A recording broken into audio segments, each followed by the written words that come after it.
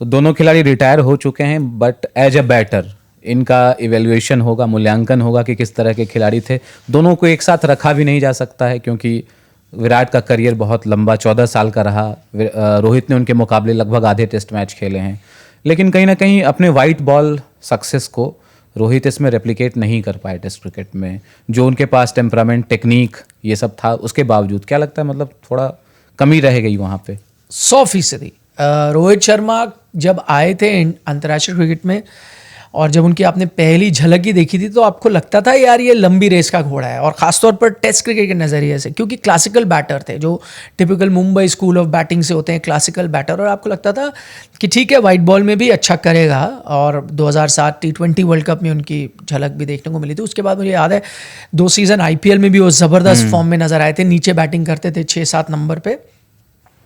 तो मुझे लगा था जिस अंदाज में खेलते हैं, एकदम करेक्ट हैं, टेक्निकली करेक्ट हैं, सब कुछ है, तो टेस्ट क्रिकेट में तो ये तबाही कर देंगे। लेकिन फिर उस तरह का प्रदर्शन रहा नहीं। अच्छा, ये भी नहीं थी कि वो उस जनरेशन के खिलाड़ी थे कि भाई T20 क्रिकेट सब कुछ है। उनके जहन में भी टेस्ट क्रिकेट सबसे इंपॉर्टेंट था।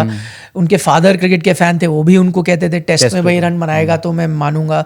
और उनका भी वो था जज्बा। और मैंने जैसे कहा ना, जो मुंबई से आता है अक्सर उस तरह का बैटर होता ही है वो मुंबई स्कूल ऑफ क्रिकेट में, कि नहीं टेस्ट क्रिकेट नंबर 1 है, वहाँ जो रन आते हैं वो गिने जाते हैं, बाकी तो चलो ठीक है यार, खेल लेते हो तुम, रन बनाते हो, वो सब ठीक है, बट टेस्ट क्रिकेट मेन चीज़ है। तो और उनका भी अंदाज कुछ वैसा था, इसलिए मैं मानूंगा बिल्कुल अंडर परफॉर्म किया।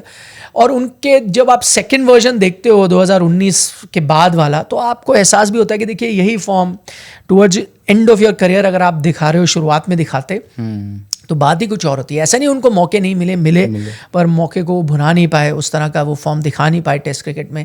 लेकिन हाँ, 19 से जब उनको ओपन करना शुरू करा दक्षिण अफ्रीका के साथ, जो यहाँ सीरीज़ हुई थी भारत में, और ओपन जो उनको कराया गया, इसमें भी विराट कोहली का बहुत बड़ा योगदान है। विराट कोहली और रवि शास्त्री दोनों ने मिल के कहा कि नहीं भाई, ऐसे बैटर को हम बाहर कैसे रख सकते हैं। और उस वक्त आपको पता है वाइट बॉल क्रिकेट में उनका जो परफॉर्मेंस ही इतना ज़बरदस्त हो चुका था, तो उन्होंने इसको खिलाना है कैसे भी करके। तो आपने ये पुश किया, 5 बल्लेबाजों से खेल रहे थे, उनसे आप ओपन करा रहे थे ताकि आप उनको टीम में फिट कर सको।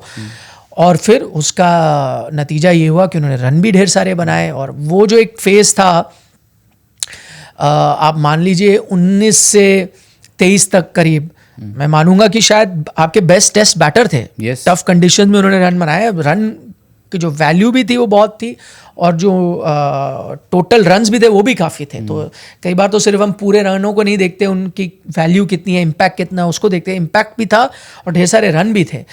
तो मैं मानता हूँ कि हाँ, उनको टेस्ट क्रिकेट में और बेहतर करना चाहिए था। अगर एक मलाल होगा, एक ये कि शायद और टेस्ट खेल जाते, और दूसरा विदेशी ज़मीं पर, सेना कंट्रीज़ में, जहाँ आप उम्मीद करते हैं कि उनकी टेक्निक के साथ वो और रन बना सकते थे, वहाँ उस तरह का परफॉर्मेंस नहीं है। मेरे ख्याल से 1 ही शतक है उनका सेना कंट्रीज़ में, वो भी इंग्लैंड में आया था। तो हाँ, उन सब जिस तरह के वो बैटर थे उनको ज़्यादा अचीव करना चाहिए था। 12 के 12 टेस्ट सेंचुरीज उनके विनिंग काउज में आए थे। हाँ, ये ज़बरदस्त स्टैट है। ये ज़बरदस्त स्टैट है कि भाई वो होना ही था, क्योंकि उस तरह के इम्पैक्टफुल बैटर है। आप देखें ना, वाइट बॉल क्रिकेट में भी कुछ ऐसा ही है।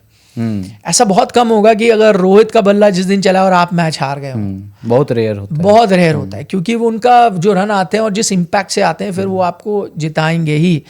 तो हाँ, 12 की 12 सेंचुरी ऑल विनिंग कॉज में, जो कि वर्ल्ड रिकॉर्ड है, किसी ने भी ऐसा नहीं किया इससे पहले। तो वो भी आपको दर्शाता है कि यार कि उनका इम्पैक्ट कितना होता था टेस्ट क्रिकेट में। वो वही कहता हूँ, जब आप ये सब चीज़ें देखते हो, फिर आप कहते हो कि नहीं यार, इस खिलाड़ी को और लंबा क्रिकेट खेलना चाहिए था, टेस्ट क्रिकेट खास तौर पर खेलना चाहिए था।